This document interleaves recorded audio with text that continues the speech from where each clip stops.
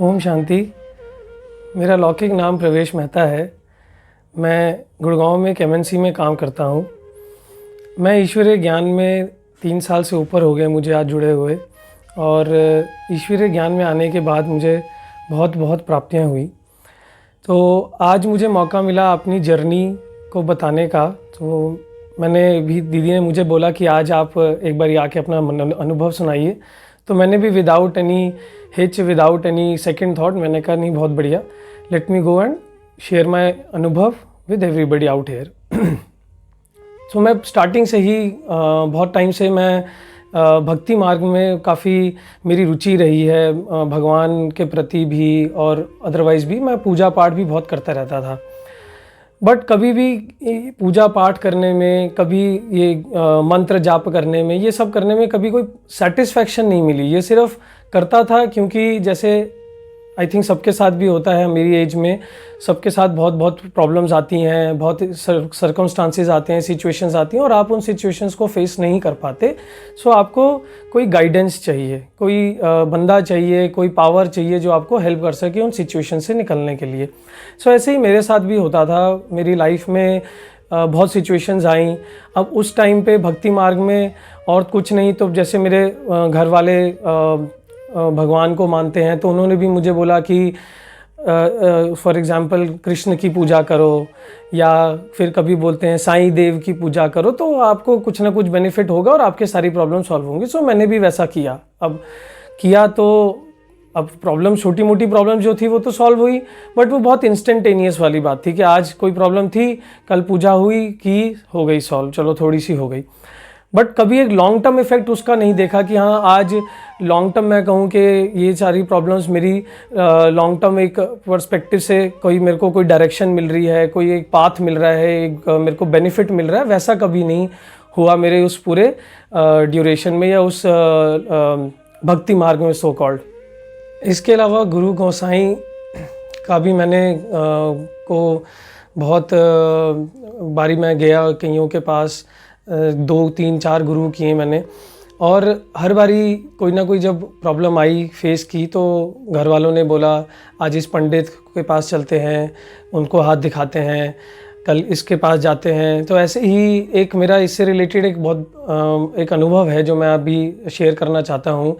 मेरे लौकिक में मेरे मामा हैं, वो कृष्ण को बहुत मानते हैं, और वो एक गुरु को जानते हैं जो बताते अपने आप को यही है कि उनको कोई कृष्ण का साक्षात्कार हुआ, और वो उन्होंने रातों रात कुछ गीता का कंठस्थ कर लिया, भगवत गीता का, और वो बहुत अभी ज्ञानी पुरुष हैं। वैसे वो लौकिक में वो हॉस्पिटल में काम करते हैं, मेरे मामा ESIC हॉस्पिटल्स में हैं, और वो उन्हीं के साथ ही काम करते हैं। बट अदरवाइज़ वो, उनको ज्ञान की प्राप्ति इस तरीके से हुई, कुछ उनको साक्षात्कार हुआ और उन्होंने आगे अपना ज्ञान शेयर करना शुरू किया। तो अनुभव ऐसा है कि 2014 में जब शादी की बात चल रही थी, मेरी शादी मतलब वैसे मैं 2011 तक तो मुंबई में रहा, फिर 2011 के बाद मैं अपनी हायर स्टडीज़ करके और वहाँ पे कुछ साल जॉब करके मैं 2011 में मैं दिल्ली में वापस घर पे शिफ्ट कर लिया, मैंने यहाँ जॉब ज्वाइन कर ली। फिर अब जैसे कि 2011 से फिर घर वालों के साथ में रहने लगा, तो उन्होंने प्रेशर डालना शुरू कर दिया शादी का। तो तब तो शादी का प्रेशर डाला। पहले तो मैंने बहुत मना किया, बहुत ही आनाकानी करी, बट फिर अल्टीमेटली कितना ही आप मना कर सकते हो इन चीज़ों को लेके, क्योंकि फैमिली प्रेशर बढ़ता चला जाता है। फिर उसके बाद खोज चालू हुई, क्योंकि अरेंज मैरिज करनी थी, तो खोज चालू हुई। अब खोज ख़त्म ही नहीं हो रही थी, इतना टाइम हो गया, कोई पार्टनर नहीं मिला मुझे जो मेरे मतलब का हो। सो अब फिर मेरे को मामा ने अप्रोच किया कि चलो मैं आपको वो गुरुजी के पास लेके चलता हूँ, वो आपको एक डायरेक्शन देंगे, एक पाथ देंगे कि आपको ये प्रॉब्लम से कैसे निकलना है। मैं उनके पास गया। अब उस टाइम पे क्योंकि मेरी भक्ति मार्ग में मैं जैसे बोल रहा हूँ, मेरी रुचि थी और भगवान के प्रति मेरी वैसे भी एक श्रद्धा थी, तो मुझे बहुत अच्छा लगा उनको मिलके। उन्होंने मेरे को बताई बातें, उन्होंने मेरे को मंत्र भी दिए कि आप ये रोज़ाना मंत्र करो, और उन्होंने बहुत एक स्ट्रिक्ट कंडीशन रखी कि आपको उस ड्यूरेशन में कोई भी नॉन वेजिटेरियन चीज़ या कोई भी ड्रिंकिंग हैबिट्स, ये सारी आपको स्टॉप करनी पड़ेंगी। अब मैं एक पंजाबी फैमिली से बिलोंग करता हूँ, और पंजाबी फैमिली में ड्रिंकिंग, नॉन वेजिटेरियन, ये तो बहुत कॉमन है। मतलब हफ्ते में 4 से 5 दिन तो नॉनवेज बनना था और 2-3 दिन तो ड्रिंकिंग हैबिट्स ऐसी। तो और मेरे जो पास्ट कॉलेज भी रहा, जब मैं पढ़ाई करने बाहर गया मुंबई में, तो वहाँ पे भी मेरे फ्रेंड्स ऐसे थे कि नॉनवेज खाना, ड्रिंक करना, बाहर घूमना, बाहर का खाना बहुत कॉमन था और बहुत ही यूजुअल एक्टिविटीज़ थी हमारे लिए। फिर जब गुरु ने उन्होंने बोला कि 1 साल के लिए, सॉरी कुछ, जब तक आपको ये आपके लिए एक बेस्ट पार्टनर नहीं मिलता है तब तक आपको ये मंत्र जाप करना और ये सब हैबिट्स छोड़नी है, तो मेरे को लगा ये पॉसिबिलिटी नहीं है मेरे लिए ये, क्योंकि मैं इतना इनग्रोस था इन सब एक्टिविटीज़ में, मेरे को छोड़ना मेरे लिए नेक्स्ट टू इम्पॉसिबल था। बट ठीक है, अब फैमिली प्रेशर है तो करना था। अब डेली मैं फिर मंत्र जाप करने लगा। अब वो ऑफिस से आता था, मंत्र जाप करने बैठता था तो एक बोझ सा लगता था, अरे मंत्र जाप करना है, शिट, अब ये भी एक नई एक्सरसाइज, एक एक्टिविटी, एक नई वो ऐड सी लगी कि भैया ये एक नया रूटीन में, पूरे डेली के रूटीन में एक नई एक्टिविटी ऐड होगी जिसका मन नहीं है फिर भी करनी है, मंत्र जाप। और उसकी वजह से और अलग जो एक्टिविटीज़ थी जो मैं रूटीन में, खाना पीना बाहर का, वो सब भी छूट गया। तो वो मेरे को एक अलग से ही बोझ लगने लगी ये सारी एक्टिविटी। बट 1 साल तक किया। 1 साल बाद चलो प्राप्ति ये हुई कि पार्टनर मिली, अच्छी पार्टनर मिल गई और बात हो गई। बट फिर मेरा क्या रहा कि अब 1 साल जैसे ही ख़त्म हुआ, पार्टनर मिली, तो मैं एक दिन नहीं, और एक दिन भी मैं कहूँ कि 1 घंटा भी नहीं रुका। मैंने कहा सबसे पहले तो मेरे को नॉनवेज खाना है, कुछ भी हो जाए मेरे को आज वो खाना भी है और ड्रिंक भी करनी है। मैंने तो 1 साल की तप कर ली पूरी। तो वो उस 1 साल में जितना भी मैंने मंत्र किए रोज़ डेली, बट वो एक पावर, जिसे मैं कहूँ कि मेरे अंदर पावर आई, विल पावर, वो नहीं आई। बस मैं वो हर डे एक वेट करता था कि कब कोई पार्टनर मिले और मेरा नॉनवेज का तप टूटे। तो बस ये मेरी एक अंदर से इच्छा होती थी हमेशा। फिर ऐसे फिर और भी कई इंस्टांसेस पे 1-2 गुरु बारी और भी गए, हम गुरुओं के पास गया मैं, उन्होंने भी अपने कुछ पैंतरे बताए, ये कर लो वो कर लो, और सबका ऑलमोस्ट वही होता था, नॉनवेज छोड़ दो और आपको ये इस ड्यूरेशन में ये मंत्र करना है, ये जाके शंकर के शिवलिंग के ऊपर कुछ जल चढ़ाना है, ये करना। तो वो सब अब वो हमेशा से जब भी मैं जाता था करता ज़रूर था, बट वो मेरी कभी एक आस्था नहीं रही, बस फॉर्मेलिटी, एक रोबोट की तरह करना है तो कर दिया। बट वो विल पावर और वो जो एक जिसे कहते हैं शक्ति, वो यहाँ ईश्वरीय ज्ञान में आने के बाद मुझे मिली। जब यहाँ मैंने ज्वाइन किया, मेरे को याद है अप्रैल 2017 में 7 अप्रैल को मैंने यहाँ पे ज्वाइन किया। हालांकि वो बहुत फोर्सफुली मेरी एक यहाँ पे एंट्री थी, क्योंकि मैं कभी भी ऐसे क्या कहूँ कि संस्थाओं से जुड़ा हुआ, मैं कभी अपने आप को एक देखता नहीं था कि मैं ऐसे किसी संस्था से जुड़ूंगा, या कभी पापा ने कभी वो आस्था चैनल कभी दिखाने की कोशिश की हो, कभी संस्कार चैनल, मैंने कभी उनकी तरफ कभी ध्यान भी नहीं दिया। और पापा को तो मैं हमेशा बोलता था ये सब तो बूढ़े लोगों का और आप जैसे लोगों का काम है, मेरा कोई इसमें रोल नहीं है, ना ही मेरे को इससे दूर रखो, मेरी एज नहीं है। सो अब इसमें क्या हुआ, हमारे घर में फैमिली में पहले मेरी चाची जी ज्ञान में जुड़ी, फिर चाची के बाद मेरी वाइफ को उन्होंने बताया तो वो इन्फ्लुएंस्ड हुई और वो इस ज्ञान में आई। वाइफ ने मुझे बहुत प्रेशर करके कि तुम्हें वो क्लास करनी है, 7 डेज़ का कोर्स करना है, भले उसके बाद आगे मत जाओ, आगे कुछ मत करना, बट सिर्फ 7 डेज़ का कोर्स करो और नहीं अच्छा लगेगा तो बीच में छोड़ देना कोर्स। तो इसलिए फिर मैं GH 5 and 7 में गया, वहाँ से मेरी शुरुआत हुई ज्ञान की। तो मैंने वहाँ 7 डेज़ का कोर्स किया। 7 डेज़ का कोर्स किया तो बहुत अच्छा अनुभव हुआ। उन 7 दिन के कोर्स के दौरान भी मेरे को काफ़ी अच्छी फीलिंग्स आई, काफ़ी अच्छे अनुभव, छोटे बड़े, और काफ़ी एक रिफ़्रेशिंग सा फील करने लगा था मैं अपने आप में ही।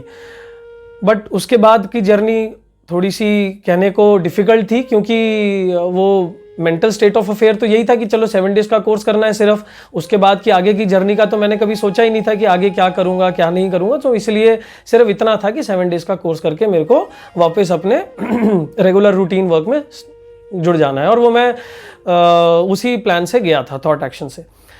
फिर उसके बाद दीदी ने कहा कि अब आपने कोर्स ख़त्म किया, अब आप डेली मॉर्निंग क्लासेस में भी आएँ। तो मैंने थोड़ी सी उस चीज़ को सीरियसली नहीं लिया और थोड़ी रिजिडिटी दिखाई, क्योंकि मॉर्निंग रूटीन मेरा ऑलरेडी एक्सरसाइजिंग का सेट था, सुबह पार्क जाना और एक्सरसाइज करना, तो मेरा वो रूटीन डिस्टर्ब होता नज़र आ रहा था। तो मैंने कहा नहीं दीदी, मैं तो नहीं आ पाऊँगा, मेरे को तो रूटीन में अपना फिज़िकल जो है स्ट्रेंथ और फिज़िकल उसको भी देखना है, और उसके बाद फिर ऑफिस होता है दिन भर में, एंड फिज़िकल एक्सरसाइजेज पे ध्यान नहीं होता है, and body comes first. That was my thought till then. फिर दीदी ने समझाया, नहीं आपका थॉट जो है वो ठीक है, बट अगर आप अपने माइंड के ऊपर वर्क नहीं करोगे, सिर्फ बॉडी पे वर्क करोगे तो वो भी बेनिफिशियल नहीं है। माइंड, अगर आप अपने माइंड को रिफ्रेश नहीं करोगे तो वो बॉडी अपने आप ही आपको साथ नहीं देगी। It is this way rather than कि आप जो सोचते हो कि बॉडी आप रिफ्रेश करोगे तो माइंड अपने आप रिफ्रेश होगा, उसकी उससे जो better way of thinking is कि माइंड को रिफ्रेश करो, बॉडी अपने आप रिफ्रेश रहेगी। तो उन्होंने कहा माइंड को रिफ्रेश करने का तरीका है डेली ज्ञान सुनो, डेली आप आओ, रिफ्रेश हो सुबह मॉर्निंग में, एंड देन आप अपने रूटीन वर्क में लग जाओ। तो स्टार्टिंग में मैंने कहा चलो ठीक है, फिर वाइफ ने कंपेल किया, मैंने कहा ठीक है 1-2 दिन करके देखते हैं, नहीं पल्ले पड़ा तो वापस आ जाएंगे भी अपने वापस काम में। फिर मैंने क्लासेस शुरू करी, वहीं GH 5 एंड 7 में क्लासेस शुरू हुई, 2 दिन 4 दिन, और उसके बाद तो मतलब ऐसा लग रहा कि शायद मैं गलत ही डायरेक्शन में था। पहले फिज़िकल स्ट्रेंथ के पीछे मैं भाग रहा था, शायद यही मेरे को चाहिए था, और यही मैं जिसके तलाश में था वो मुझे मिला। और वो क्लासेस करते करते करते पता ही नहीं चला टाइम कैसे बीतता गया। अपने आप फिज़िकल भी ठीक रहा और मेंटली तो मैं स्ट्रांग होता ही गया, बहुत सारी हैबिट्स मेरी चेंज होती रही। तो वो जो विल पावर की कमी थी, जो मैं पहले सोचता था और जो पहले थॉट्स के साथ में आया था कि मैं अगर इसको लॉन्ग टर्म परस्यू करता हूँ इधर आके, तो मेरे को फिर वही नॉनवेज छोड़ना पड़ेगा, वही अपनी सारी ड्रिंकिंग हैबिट्स को चेंज करना पड़ेगा, वो जो मैं पार्टीज जाता हूँ, मेरा सर्कल इतना बड़ा है, तो वो सब मेरे को ड्रॉप करना पड़ेगा। तो वो कहीं ना कहीं बैक ऑफ द माइंड मेरे जो थॉट्स थे वो मेरे को इधर आने के लिए रोक भी रहे थे। बट जब मैंने आना शुरू किया, ज्वाइन किया, रेगुलर एक्टिविटी में इधर मैं जुड़ता रहा और आगे आगे जैसे जैसे मैं बढ़ता रहा अपना, तो वो जो पावर मेरे अंदर आनी शुरू हुई और जो स्ट्रेंथ मेरे अंदर आनी शुरू हुई, उससे मुझे इतनी ज़्यादा पावर मिलती चली गई, इतनी ज़्यादा पावर मिलती चली गई कि मैं शायद आज मेरे को वो ध्यान है, आज का दिन है कि मैं अब ना तो बाहर का बिल्कुल खाता हूँ, ना ही मैं नॉनवेज देखता हूँ, ना ही मैं ड्रिंक करता हूँ। नॉनवेज तो मतलब अगर आप घर में जैसे ब्रदर हैं, मेरा फादर हैं, चाचा हैं, सब खाते हैं, साथ बैठ के खा भी रहे होते हैं, तो मेरा तो मतलब ऐसा है कि मन ही नहीं करता कि उधर मैं देख भी लूँ या नॉनवेज खा भी लूँ, या कोई फ़र्क नहीं पड़ता मुझे कि लोग कोई साथ में बैठ के ड्रिंक कर रहा है, नॉनवेज खा रहा है। आई डोंट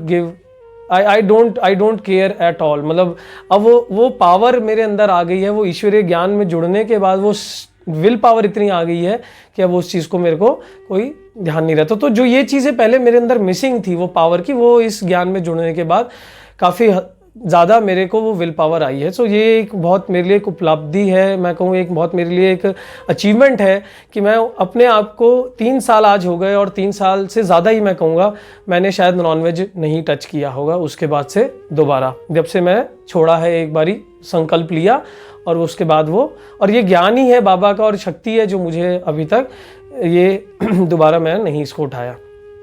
फिर उसके अलावा बहुत ऐसे मेरे को इस 3 साल के ड्यूरेशन में, अपनी जर्नी में बहुत ऐसे अनुभव हुए जो छोटे से छोटा, बड़े से बड़ा, जैसे बाबा हर कदम पे, जिसे कहते हैं ना कि अपनी महसूसता, अपना साथ देता है, वैसे वो हर कदम पे साथ रहा मेरे।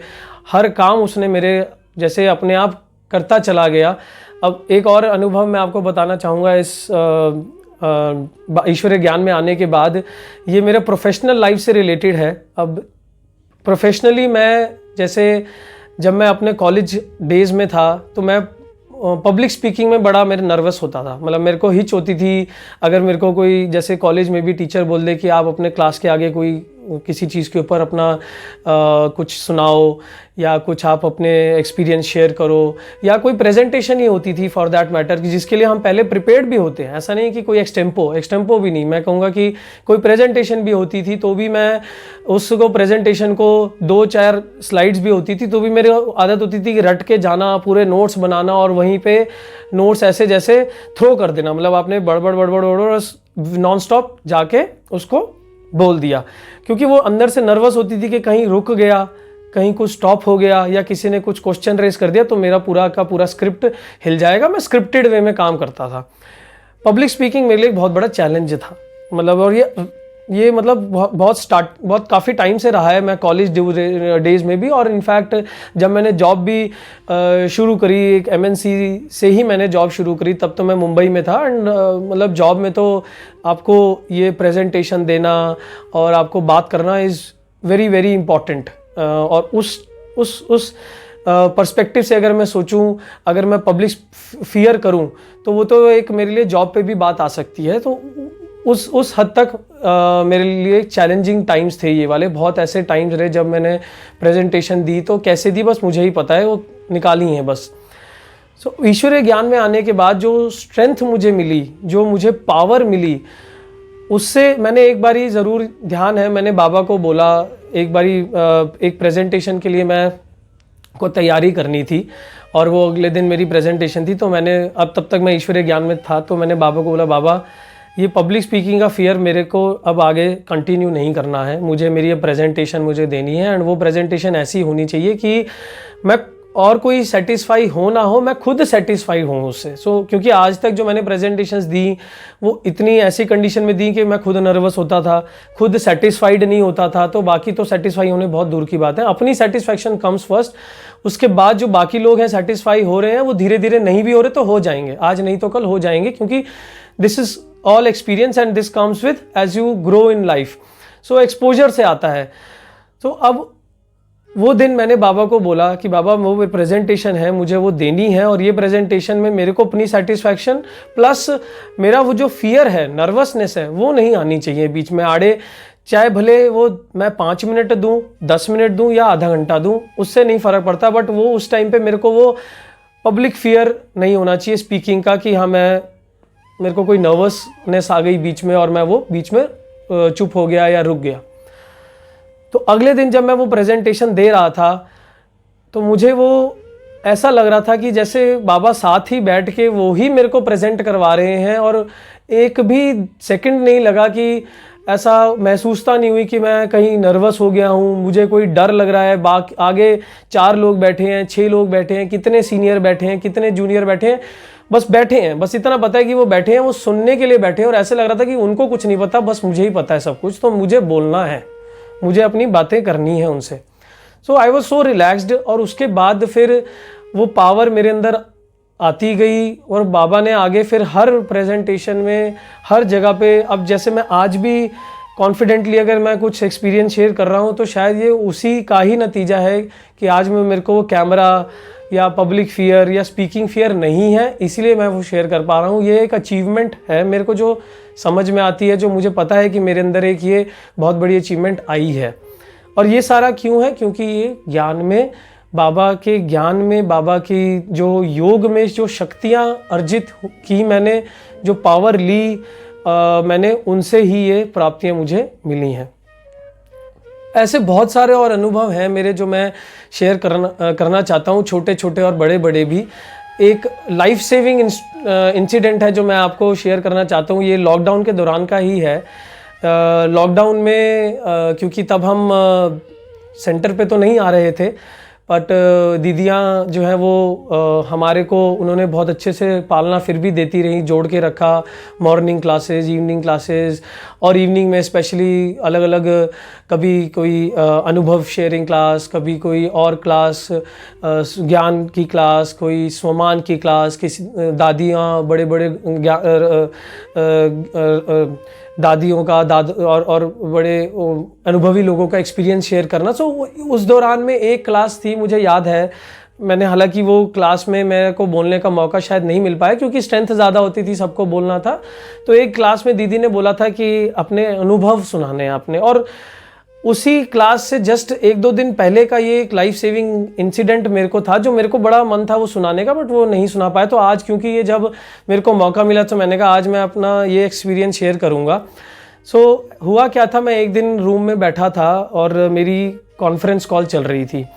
अब जिस रूम में मैं बैठा था, कॉन्फ्रेंस कॉल ले रहा था, तो ऑब्वियसली कॉन्फ्रेंस कॉल में क्योंकि आपको ज़्यादा डिस्टर्बेंस ना हो इसलिए शोर कम से कम रहे, क्योंकि क्लाइंट्स के साथ वो कॉल थी और क्लाइंट्स बैठे हुए थे यूएस में, यूके में, और वो बहुत पर्टिकुलर होते हैं कि आपकी वॉइस डिस्टर्बिंग ना हो या आपका नेटवर्क पुअर कनेक्शन ना हो। सो इसलिए मैंने जो फ़ैन भी था वो बहुत धीरे चला रखा था ताकि उससे नॉइस ना हो, और अदरवाइज़ भी ये इंश्योर किया कि ज़्यादा कहीं डिस्टर्बेंस ना हो। अब मैं कॉल में इतना ज़्यादा इन्वॉल्व था, मुझे पता नहीं क्या हुआ और कब हुआ ये आइडिया नहीं, सडनली देखा कि एकदम से फ़ैन चलते चलते बंद हो गया। मैं भी थोड़ा सा हैरान, मैंने कहा फ़ैन भी बंद हो गया, आवाज़ आई हल्की सी, एक जैसे आवाज़ आती है और फ़ैन बंद हो गया। थोड़ी देर बाद देखा तो फ़ैन की एक जो विंग होती है, कहूँ विंग हुई होगी या जो एक पंखा होता है वो टूट के आधा नीचे उससे लटका, उसके साथ अटैच्ड है बट आधा टूटा हुआ है, और फ़ैन भी काफ़ी बड़ा और भारी था। तो उस टाइम पे तो क्योंकि मैंने जस्ट देखा और फिर अपने जो रूटीन अपना वो जो चल रही थी मेरी कॉन्फ्रेंस में, उस पे ही फोकस करता रहा और उसको ख़त्म कर ली। उसके बाद फिर मैंने ये इंसिडेंट्स घर पर बताया तो घर वालों का रिएक्शन तो ये था, आज तो जान बच गई, क्योंकि अगर वो फ़ैन की पंखुड़ी घूमते घूमते टूट जाती, वो बिल्कुल मेरे सर के ऊपर था, तो वो कहीं भी मेरे को इंजर कर सकती थी, और वो ऐसी इंजर करती तो शायद हो सकता है मैं शायद आज एक्सपीरियंस देने के सामने हो भी ना पाता। बट वो बाबा ने कैसे मेरी मदद करी, कैसे मेरी जान बचाई, वो बस बाबा को पता है और मुझे पता है। आज मैं सामने बैठा हूँ, एक्सपीरियंस सुना रहा हूँ, तो जस्ट बिकॉज ऑफ शिव बाबा, और कोई नहीं, क्योंकि वो फ़ैन पक्का ले लेता और कुछ ना कुछ तो करके जाता वो, तो इसलिए उन्होंने वो फ़ैन को रोक दिया, वो गिरने नहीं दिया पंख को, और मेरी जान बचाई। सो ऐसे बहुत सारे एक्सपीरियंस हैं। एंड मैं एक और अनुभव आपको शेयर करूँगा। लास्ट अनुभव है मेरा जो बहुत ही मेरे दिल के बहुत करीब है। वो अनुभव, मैं जब ईश्वरीय ज्ञान में जुड़ा था तो ऑब्वियसली दीदी ने तब सबसे इंट्रोड्यूस कराया, मतलब introduce as in physical introduction नहीं था, बट वो सबके बारे में बताया कि कौन कौन दादियाँ हैं और कब से जुड़ी हैं ज्ञान में ये दादियाँ, और जितने भी हमारे रत्न हैं, आदि रत्न हैं, वो सब कैसे, ब्रह्मा बाबा के बारे में और बहुत सब के बारे में बताया। तो मेरा attachment somehow I don't know why Janaki दादी के साथ बड़ा एक स्टार्टिंग से ही बड़ा अटैचमेंट सा जुड़ गया, और मेरे बड़ी क्रेज़ थी कि उनसे कभी मैं मिलूं, उनको कभी प्रत्यक्ष रूप में देखूं। अब ऑब्वियसली बात कर पाऊँ नहीं कर पाऊँ वो एक बहुत अलग चैप्टर है, बट एटलीस्ट मिलना, उनको सामने से देखना, वो मेरे एक बहुत क्यूरियोसिटी रही हमेशा और क्रेज़ रहा।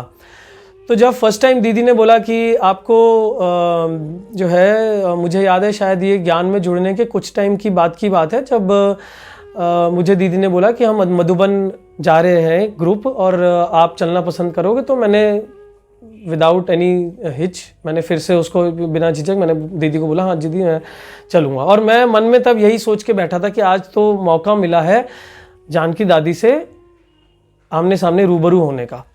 तो मैं उस क्रेज़ के साथ, मधुबन का क्रेज़ तो था ही, बट उससे ज़्यादा एक थोड़ा क्रेज़ था कि जानकी दादी से मिलने का, तो उस क्रेज़ के साथ मैं गया।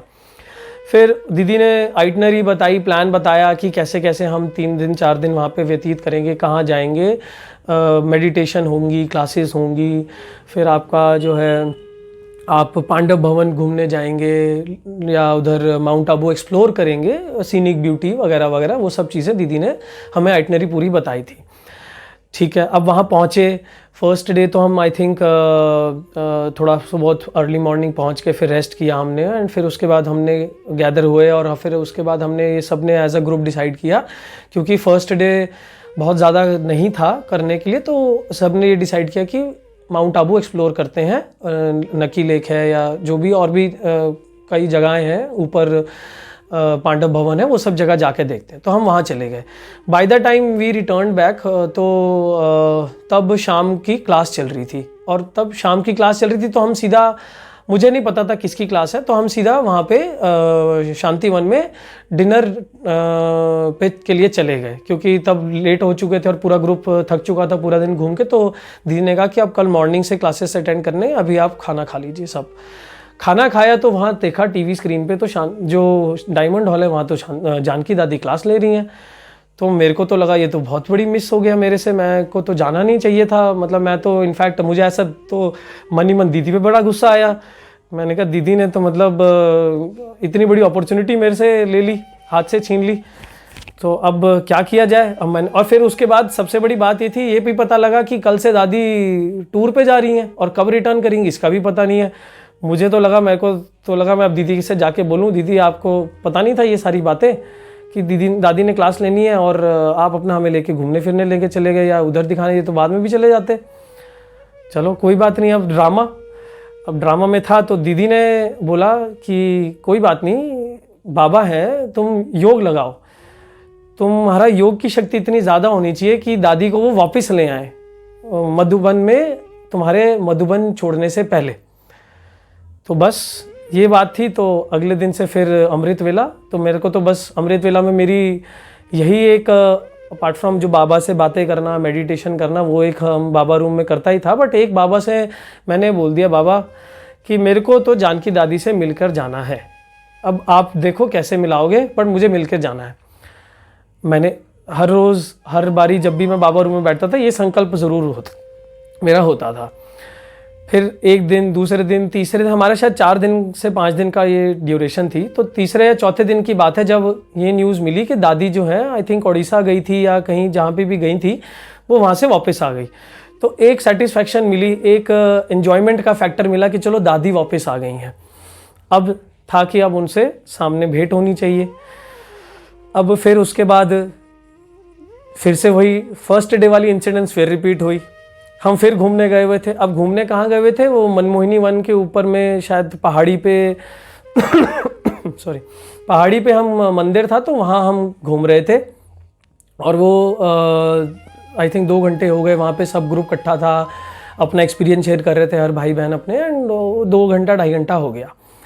उसके बाद जब हम वापस शायद उसी दिन की बात है, शायद गॉडलीवुड स्टूडियो भी उसी दिन जाना था, या जैसा मुझे एकदम अभी रफली याद नहीं आ रहा है। बट उस दिन जब बस में बैठे हम, तो बस में एकदम से बैठ के किसी ने बताया कि जानकी दादी फिर से क्लास ले रही हैं। फिर मेरे को लगा दीदी अब क्या किया आपने, फिर ऊपर पहाड़ियों पे घुमा रहे हो। अब जब आपको कुछ पता होता नहीं है, आपको जिस दिन दादी की क्लास होती है आप उस दिन अनअवेयर होते हो। तो मेरे को लगा अब उस दिन वो बस जा रही थी मनमोहिनी वन से शांतिवनी, तो मैंने तो भाई आगे आगे खड़ा हो गया मैं एकदम से गेट पे ही जैसे। और शांतिवन में जैसे ही बस ने छोड़ा, मैं तो एकदम अपनी फुल स्पीड पे भाग के शांतिवन में डायमंड हॉल में पहुंचा। डायमंड हॉल में साइड पे कहीं जगह मिली, जानकी दादी से एकदम फेसिंग नहीं था वो, डायगनली मतलब एक 45 डिग्री पे मेरे को जगह मिली, मैं जाके बैठ गया। अब जानकी दादी से सामने से तो देखा, चलो एक वो बहुत बड़ी बात थी। फिर लगा कि अब इनको और सामने, मतलब जैसे इच्छाएं बढ़ती रहती हैं और कुछ नहीं, तो लगा अब एक बार इनको सामने से और देख लें। तो बाबा की जैसे एक शक्ति थी उनकी, एक तरह से उन्होंने अपना हाथ जो पकड़ा हुआ था, वहाँ पे कुछ रीशफलिंग हुई उसी टाइम। और रीशफलिंग में सबको ये बोला गया कि जो साइड पे बैठे हैं वो एकदम अपने सेंटर पे आ जाएं, जगह देख लें। तो मैं कहूँगा कि एक चमत्कार ही था जैसे मेरे लिए तो वो, कि सेंटर पे मैं जैसे, मतलब वो एक आगे की रिजर्व सीट्स होती हैं, सोफ़ा सीट्स जो बड़े भाई बहनों के लिए होती हैं, उसके बाद फिर आपकी वो प्लास्टिक वाली चेयर्स वाली लाइन शुरू होती है। शायद दूसरी या तीसरी लाइन में एक नेपाली ग्रुप आए हुए थे वो उस टाइम पे। तो नेपाली ग्रुप में एक नेपाली बंदे ने के साथ में एक सीट एम्प्टी थी और उस पर कुछ उसका बैग पड़ा हुआ था। मुझे लगा शायद हो सकता है उसने रिजर्व किसी की रखी हो या कोई रख के गया हो, अपना बाहर गया हो। और वो बिल्कुल दादी जानकी के सामने, एकदम सामने, जस्ट फेस टू फेस। तो मैंने उनसे पूछा कि ये रिजर्व्ड है, उन्होंने कहा नहीं। तो मतलब मुझे तो लगा कि शायद ये मेरे लिए ही जैसे बाबा ने रिजर्व करके रखी थी। मैं वहाँ बैठ गया और उसके बाद तो मतलब मेरे को ऐसा लगा कि इससे बड़ा चमत्कार मैंने शायद नहीं देखा होगा। एंड फिर जब वो सेशन ख़त्म होने लगा तो दूसरा चमत्कार था जब दीदी ने मुझे बोला कि आप पीछे की तरफ चले जाओ और दादी जब वापस जाने लगेंगी तो वहाँ पे आपको क्लोज इंटरेक्शन भी होगा। और वो क्लोज इंटरेक्शन ऐसा था कि जैसे मैंने दादी को गाड़ी में ही ड्रॉप किया हो। और काफ़ी मतलब वो वाला दिन था, आंखों में जैसे आंसू से आ गए कि इतना क्लोज मैंने सोचा नहीं था कि मैं दादी को देख पाऊँगा। भाई शिव बाबा's ग्रेस और दीदी की फिर वो सारा जो गुस्सा था दीदी का, वो दीदी के ऊपर वो शांत हुआ। फिर लगा नहीं प्रवेश, ये अच्छी बात नहीं थी, अननेसेसरी। दीदी ने तो पूरी मदद की मेरी, तो पर ठीक है, ये सब तो मेरे हिसाब से गुस्से से ज़्यादा था बस वो कि मेरे को जो प्राप्ति जो चाहिए था वो मिल नहीं रहा था। मैं शॉर्ट टर्म हो रहा था बट लॉन्ग टर्म तो बाबा को पता ही था कि बाबा ने क्या सोचा हुआ है। सो ऐसे बहुत सारे इंस्टेंस रहे मेरी लाइफ में जो बहुत ही चमत्कारिक और बहुत ही अच्छे एक्सपीरियंस रहे, जिनको मैं शायद और भी घंटों बैठ के शेयर कर सकता हूँ, बट आई नो शायद टाइम भी नहीं परमिट करता इतना अभी। बट हाँ, एक चीज़ है जो मैं सबको बताना चाहूँगा कि ईश्वरीय ज्ञान में आने के बाद जो एक मेंटल स्टेबिलिटी या स्ट्रेंथ मिली है वो पहले जो नहीं थी वो काफ़ी ज़्यादा मेरे को मिली है। एंड आज की जो जनरेशन है जो सोचती है कि ये सारी एक्टिविटीज़, बाहर का खाना पीना, ये आप कैसे छोड़ सकते हो, क्योंकि मेरे को बहुत लोग पूछते भी हैं, अभी भी मेरे फ्रेंड सर्कल में है या अदरवाइज़ ऑल्सो जो इनसे मैं मिलता हूँ ऑफिस में भी, कि हाउ इज़ इट पॉसिबल, आप कैसे छोड़ सकते हो या क्यों छोड़ दिया या कैसे छोड़ पाते हो। तो एक सिंपल आंसर है कि जब आप यहाँ पे जुड़ोगे तो आप अपने आप वो अनुभव करोगे और वो अपने आप होगा। कुछ ज़रूरत नहीं है छोड़ने की, ऐसा नहीं है कि आपको छोड़ना पड़ेगा, वो छूट जाएगा, क्योंकि वो पावर ही ऐसी है, वो स्ट्रेंथ ही इतनी है, वो शक्तियाँ इतनी हैं कि आप अपने आप, आपका मन ही नहीं करेगा उन चीज़ों की तरफ बढ़ने का, जो चीज़ें जो हैं वो पता है कि जो शायद सही नहीं है, वो बस वो वाइब्रेशंस कैच करनी है और फिर उससे आपके सारे काम अपने आप बढ़ते चले जाएंगे। एंड ये नहीं, सारे कई काम प्रोफेशनल लेवल पे, पर्सनल लेवल पे जो पहले मिसिंग थे वो अब मेरे अपने आप काम, अब मेरे को मांगने की ज़रूरत नहीं पड़ती। मैं नहीं बोलता कि बाबा ये कर दो, बाबा वो दे दो। जो ड्रामा में नूंद है, जो होना है वो होगा। बस बाबा को मैं बाबा को बोल देता हूँ कि बाबा आपकी मर्जी, अगर ये चीज़ मेरे लिए होगी तो मिल जाएगी, नहीं होगी तो नहीं मिलेगी, कोई प्रॉब्लम नहीं है। अब चाहे वो सैलरी है, चाहे वो पोजीशन है, वो सब बाबा ही संभालता है। तो ये मेरा ओवरऑल अनुभव रहा है अभी तक का। And I hope I will be able to inspire few of और मेनी ऑफ यू कि आप लोग ईश्वरीय ज्ञान से जुड़ें और अपनी और प्राप्तियां लें बहुत सारी, ताकि आपको भी वो अनुभव हो और आप भी अपना एक्सपीरियंस आगे जाके शेयर करें। ओम शांति।